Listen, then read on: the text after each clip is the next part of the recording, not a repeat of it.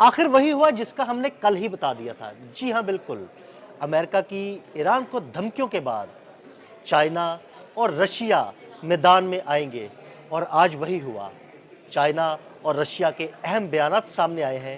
امریکہ کی دھمکیوں کے بعد چائنا اور رشیا اب کیا کرنے جا رہے ہیں؟ عامر رضا میرے ساتھ موجود ہیں، ان سے بات کرتے ہیں۔ عامر بھائی، کل ہم نے بات کی تھی کہ جو صورتحال چل رہی ہے، امریکہ کی جو دھمکیاں ہیں اس کے بعد روس اور چائنا میدان میں آئیں گے، اور اگر وہ میدان میں آئیں گے تبھی ایران کی جان خلاصی ہوگی۔ اب یہ دونوں ممالک جو ہے نا وہ سامنے آ گئے ہیں، بڑے اہم بیانات آئے ہیں، ہمارے ناظرین کو بتائیے گا۔ لیکن سب سے پہلی بات تو یہ ہے کہ امریکہ کے لیے یہ مشکل ہو گیا ہے کہ ایران کی طرف کسی جنگی کارروائی کی جانب جائے، یعنی کہ حملہ کرنے کی طرف جائے۔ اس کی بڑی وجہ یہ ہے کہ پہلی بات تو یہ ہے کہ 2025 میں ایران اور روس کا ایک اسٹریٹجیکلی معاہدہ ہوتا ہے، اس کو دفاعی معاہدہ کہتے ہیں جی۔ اس کا مطلب یہ ہے، یہ ویسا ہی معاہدہ ہے جیسا دنیا کے مختلف ممالک آپس میں دفاعی معاہدے کرتے ہیں کہ جنگ کی صورت میں ایران کی مدد روس کرے گا۔ اور روس نے سبق سیکھا ہے وینزویلا والے معاملے میں کہ وہاں پر اس کا اپنا جو آئل ٹینکر ہے اس کو نہ صرف روکا گیا بلکہ اس کے عملے کو بھی وہاں سے اغوا کر کے بالکل وہ لے گئے۔ روس کچھ نہ کر پایا۔ چین کے مفادات تھے وینزویلا میں، لیکن چین کی انٹیلیجنس بری طرح سے ناکام رہی، اور یہ جو خلش اور یہ جو کلک ہے یہ ابھی تک چین کے اندر موجود ہے۔ اسی لیے چین کے وزیر خارجہ ای وانگ نے قبل از وقت ہی ایران کے متعلق یہ بات کہہ دی ہے کہ امریکہ اگر اس طرح کے اقدامات کرے گا تو اس سے عالمی امن خطرے میں جائے گا، یعنی ایک طرح کی یہ بھی دھمکی ہے کہ اگر امریکہ دیکھیں، آئے گا۔ عالمی امن خطرے میں جانے کا مطلب یہی ہے کہ آپ اس پہ حملہ کریں گے، کوئی دوسری سپر پاور آپ پر حملہ کرے گی، آپس میں بڑی جنگ شروع ہو جائے گی۔ اچھا، یہ بات تو آپ نے بالکل صحیح، آپ پہنچ گئے، وہ بھی یہی کہنا چاہتے تھے، لیکن روسی وزارت خارجہ کی ترجمان ہے ماریا اوخووا۔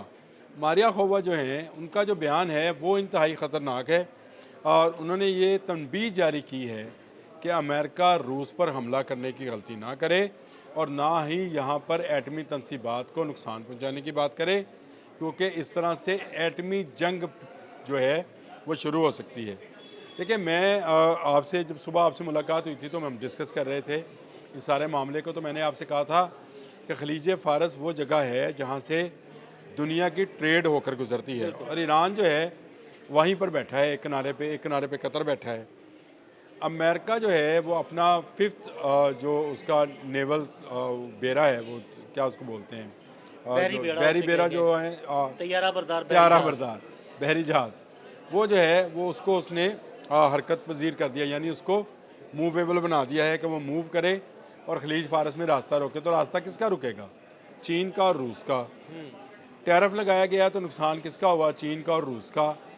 اب روس نے یہ کہہ دیا ہے کہ بھائی ہم اسٹریٹجیکلی ایک دفاعی معاہدے میں ایران کے ساتھ شامل ہیں، اگر ایران پر کوئی حملہ ہوتا ہے تو ہم جو ہیں سامنے آئیں گے۔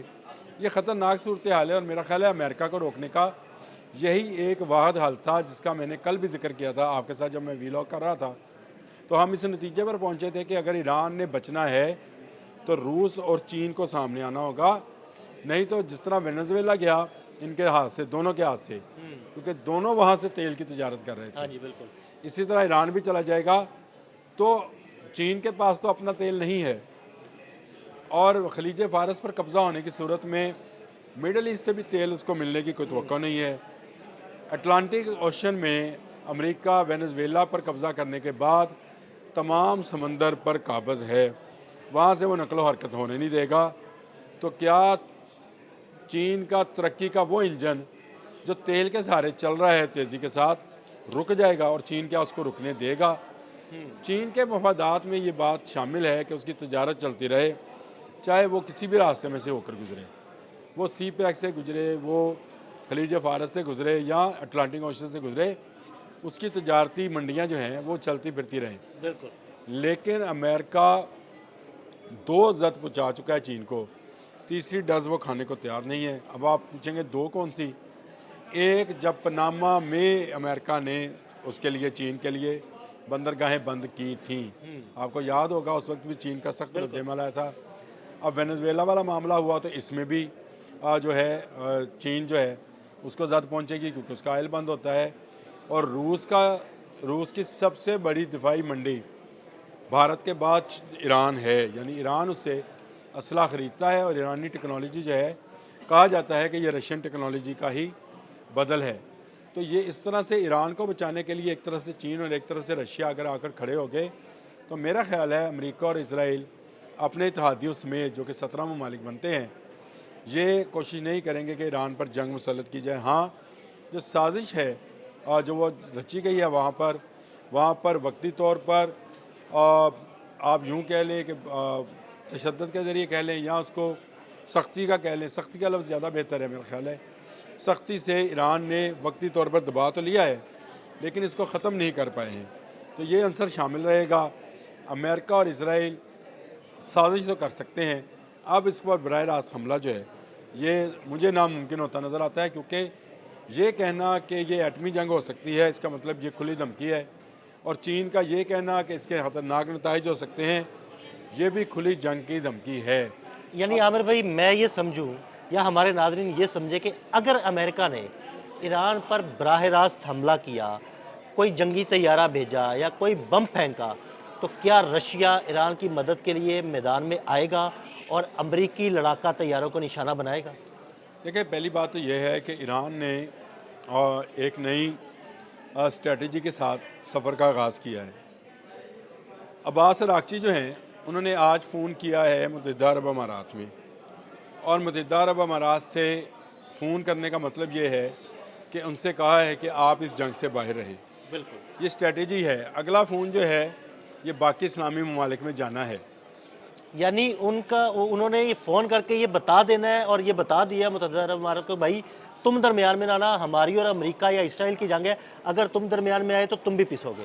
یہ اصل مسئلہ یہ ہے کہ ایران جو ہے اب باری باری تمام ممالک کو فون کرے گا کہ آپ اس جنگ سے دور رہیں جو خلیج فارس میں لڑی جا سکتی ہے، کیونکہ ایران کے پاس بھی ایسے میزائلز موجود ہیں جن کی رینج جو ہے وہ 1500 کلومیٹر تک ہے، اور یہ تمام مڈل ایسٹ کو کور کرتی ہے۔ مڈل ایسٹ کا کوئی ملک جو ہے اس کی رینج سے باہر نہیں ہے، اور اگر روس شامل ہو گیا تو پھر آپ کو پتہ ہے کہ ایران کے بین البر اعظمی میزائل بننے میں کچھ زیادہ وقت نہیں لگنا ہے۔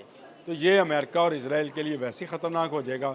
تو میرا خیال یہ ہے کہ ان دو ملکوں کا سامنے آنا، آج عباس عراقچی کا متحدہ عرب امارات کو فون کرنا، اور یہ فون جو ہے یہ ایک سمجھے یہ بھی ایک پیغام ہے کہ آپ دور رہیں، تو مطلب یہ ہے کہ وہ تمام اسلامی ملک جو ایران کے ساتھ ساتھ شامل ہیں، سرحدوں کے قریب ہیں، جیسے قطر ہے، عراق ہے اور بہت سارے ممالک ہیں، وہ بھی اس معاملے سے دور رہیں۔ تو میرا خیال ہے یہ اگر یہ میسیج پہنچ گیا ہے اور امریکہ تک یہ پہنچے گا، تو جو ڈونلڈ ٹرمپ نے جو پچھلا ویلاگ ہم نے کیا اس میں ہم نے یہ کہا تھا، اس نے کہا تھا اگلے 24 گھنٹے بہت اہم ہیں، امریکنز نکل جائیں، تو یہ پیغام جو ہے ترکی کے راستے امریکہ کو پہنچایا جائے گا کہ جنگ کی صورت میں اس کے نتائج ہولناک ہوں گے، اور اس سے کوئی ملک نہیں بچ پائے گا، چاہے وہ اسرائیل ہے یا امریکہ کے دوست اسلامی ملک ہیں، کسی کو چھوڑا نہیں جائے گا۔ تو یہ میں سمجھتا ہوں کہ ایک اچھی موو ہے ایران کی طرف سے۔ جب امن ہوا ہے، جب احتجاج ذرا کمزور ہوا ہے، تو ایران اب خارجی جو ہے محاذ پر سرگرم ہوا ہے۔ آج کا فون، اور اس کے بعد آنے والے دنوں میں مزید جو گفتگو ہوگی اس پر بھی ہم بات کریں گے کہ کن کن ممالک کے ساتھ اس کی گفتگو ہوئی ہے، لیکن یہ اہم موو ہے کہ متحدہ عرب امارات کو بتا دیا گیا ہے کہ آپ نے جنگ سے دور رہنا ہے۔ یہ امریکہ کے لیے ایک نئی وارننگ ہے۔ بہت شکریہ عامر رضا جی، بالکل عامر رضا نے بڑی تفصیل کے ساتھ اس سارے معاملے پر روشنی ڈالی، اور یہ بھی بتایا کہ چائنا اور رشیا کس طرح ایران کی مدد کریں گے۔ عدیل احمد اور عامر رضا کو اجازت دیجیے گا، اللہ حافظ۔